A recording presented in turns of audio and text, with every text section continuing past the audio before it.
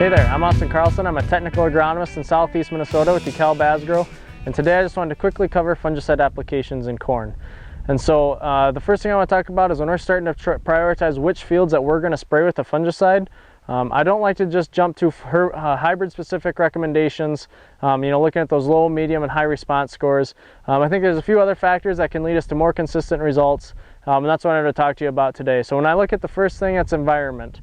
So when looking at the environment, if we've been warm, wet, humid, where we're having extended leaf wetness for a long period of time during the day, that's conducive to disease development, fungal growth.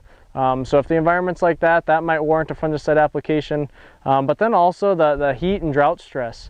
When we think about that heat and drought stress, as long as it's not excessive, when I start thinking about that, fungicide applications can help with respiration, keeping that plant cool, photosynthesis, and just making that plant more efficient with the water and nutrients that it has available. So looking at the environment and deciding if we're dealing with diseases or kind of going for that plant health aspect.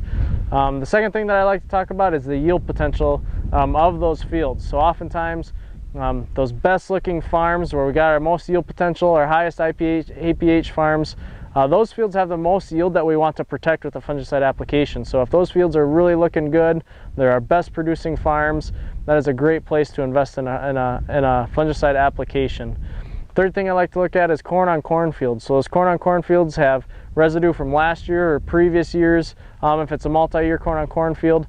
And those are a great host for pathogens that can overwinter there, and they can cause stress on our corn plants, just like even nutrient availability. Some of those microorganisms are trying to break down that residue as well from the previous year's crops, and then that can tie up nitrogen and other things. So stress protection, when we're thinking about stress, fungicides can help in those corn on corn from disease and a stress perspective.